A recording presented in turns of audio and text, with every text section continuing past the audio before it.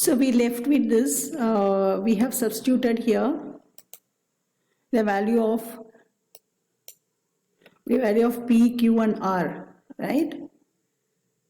So this one we have substituted, okay? And we have cancelled it out and we got the answer as 0. Here we got answer as 0, so it is integrable. Therefore x equal to uz, y equal to vz. We substituted. After substituting this, we got this answer. And we have taken du terms together and dv terms together and dz terms together, right? Simply, not means a small calculation only we did, okay? We have factorized and we have taken it together, right?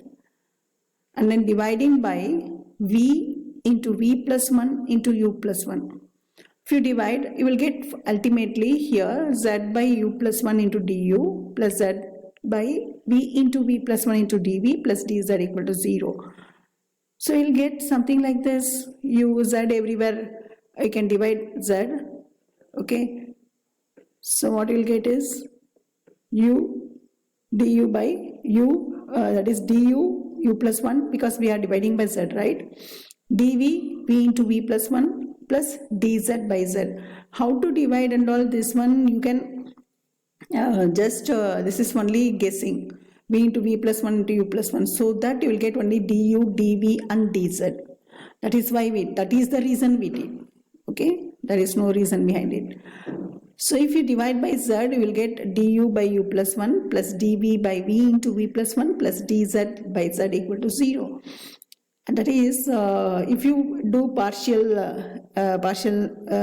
fraction, you will get a by v plus b by v plus 1. You can find the value of a and b partial fraction. A is 1, b is minus 1. So you'll get 1 by v minus 1 by v plus 1 into dv dz by z equal to 0. And what is the first one? Is nothing but after integrating you will get that is du by u plus 1. After integrating you will get log of u plus 1.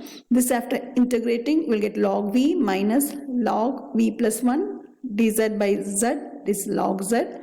This is log c constant. Log of a plus log b plus log minus log c will be a into b divided by c. Same way u plus 1 v plus 1 in the denominator and b in the numerator, and z is also in the numerator, log c. And then both sides we are comparing the only log function of the log, that is u plus 1 vz by v plus 1. We cannot cancel log on both the side, okay? Whatever comes inside the log, that function unknown, we are comparing. So u plus 1 vz by v plus 1 equal to c. What is u? X by z. What is v? Y by z. So you cannot leave the answer like this. We have substituted x equal to uz, y equal to bz. No, we have to get back to the original one. So u is x by z, v is y by z. You substitute the value of u and v, you will be getting the equation in the plane in terms of x, y and z, right? And take the LCM, you will get x plus z, y by z into z, z gets cancelled, then y by z plus 1, take LCM, y plus z, z cancels both numerator and denominator, and cross multiply here. After cross multiplication you will get x by z, x plus z into y equal to c into y plus z, right? That's it, we got the answer for this, right? So application of differential equations, what you are going to see, how differential equations is applied in some situation. Because you know physics, I have taken the physics one. Otherwise you can use it in the operational research and commerce. So many applications are there. Because you are familiar with physics, I took the applications in mechanical vibrations. You are familiar with this, right? Each day we encounter many types of mechanical vibrations. The bouncing motion of an automobile due to the bumps and the cracks in the pavement. For example, you are moving in the car. okay, and there is some up downs in the road. So your car, there's a bump. If you're sitting inside the car, you will feel the bump. Why? The road is not smooth, no? There is a bump over in the road. That is felt in your car also. The vibrations of a bridge caused by the traffic and wind. For example, the bridge is hanging bridge is there. When car moves, there will be vibration of the bridge. Even in the normal concrete bridge also, you will feel the vibrations, right? Some sort of sound or something comes out, right? Even a train moving in the moving above the bridge also, you feel that vibrations, right? So vibration of the bridge caused by the traffic and the wind are some common examples. To study mechanical vibrations, we shall start with simple mechanical system, right? Consisting of a coil spring suspended from a rigid support with a mass M attached to the end of the spring. To analyze this spring mass system, you need to recall two laws of physics.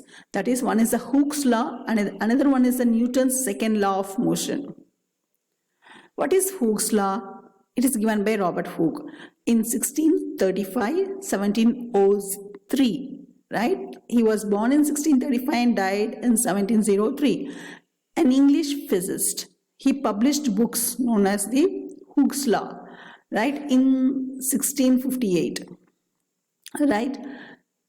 The law states that the spring exerts a restoring force opposite to the direction of elongation of the spring and with a magnitude directly proportional to the amount of elongation. That is, when it is suspended, because of the mass, it is getting expanded, right? The spring expands. And there is a restoring force. It should come back to the equilibrium position. That restoring force is nothing but directly proportional to the how much it is elongated. That is directly proportional to this length. That is, the spring exerts a restoring force F, whose magnitude is Ks, where what is our S? S is nothing but the amount of elongation, how much it is getting expanded. And K is a positive number, it's greater than 0 because we have taken K into S, no? It is a negative direction. So there should be one minus here. So K should be naturally positive. The spring constant, what is that? K is known as a spring constant. For example, if a 20 kg weight stretches as a spring half mass, what is the mass of the spring is half, right? Then Hooke's law gives that what is that? It is your weight is given, weight of the spring, that is 20 kgs, and then stretch. How much it is stretching? Half meter. I'm so sorry, I told mass. It is stretched to half meters, right? The stretching is a half meter. Then Hooke's law gives this. That is F, that is 20 equal to how much it is getting stretched. It is directly proportional to K into S. Okay, that stretch is directly proportional to K into S. So K, what is how much it is getting stretched? It is half. It is given. S is half meters, right? So you'll get K. The spring constant is 20 into 2. That is 40 kilogram per meter. I'm so sorry. 40 kilogram per meter. Newton's second law enables us to formulate the equations of motion for a moving body. So here simply one example is given where the weight is in the spring, there is a weight hanged, okay, because of that weight the spring stretches and it is stretching to half meters, right? Because of that formula is F is directly proportional to K into S. F is directly proportional to S, therefore F equal to K into S. So what is K? We don't know. S is given as half meters, so we have taken as half, and it is given the weight is 20, that is our force, so 20 into 2, 40 kg per meter. And the Newton's second law enables us to formulate the equations of motion for a moving body. When mass remains constant, when you take mass as constant, this law can be expressed as mass into acceleration, that is d square x by dt square, that is m A is nothing but our force. It's a function of t because time, okay, it is a function of x, how much the displacement takes place, and dx by dt. Because acceleration is there, no? So you are getting dx by dt. So a force is a function of t, x, and dx by dt. We'll see the figure. In the figure, there is no weight here. Figure 1, there is no mass. Okay, spring is there. It is hanged. There is a ceiling. The spring is getting hanged. Okay, nothing is there. So the length of the original position is L. Now a mass is attached to the spring. Because of the mass, the original position now expands. The spring expands, stretches. Okay, it is stretching to extra length L. So this stretching, no, the original was L. The smallest is stretching of the string due to the mass hanged. Right? Now, because the mass is there, it will go up, down motion about the equilibrium position, and I've written this black line. No, this is our equilibrium position. It goes up above the equilibrium position, goes down below the equilibrium position, right? X, it is going up, and x, it is going down also. So that is, we can take, when it goes in the upward motion, we can take it as minus x. When it goes in the downward motion, we can take it as plus x. This minus and plus indicates that it is in the opposite direction of the equilibrium position, right? We can take either of this as minus and this as plus, but convenient, we have taken as upward direction as minus x, downward direction is x, right? This is what a first step in the analysis of the spring mass system is to choose a coordinate axis in which to represent the motion of the mass. Okay, let the spring have length capital L when hanging from its support, that is figure 1 we have seen, right? Let the mass m when attached to the elongation of the spring, and when it comes to rest, that is when it is in the equilibrium position by the spring, has been stretched by the length L, that is we have seen the figure 2, right? Therefore, let's choose a vertical coordinate axis passing through the spring, that is upward and downward direction, with the origin at the equilibrium position of the mass. Origin can be taken as the 0, right?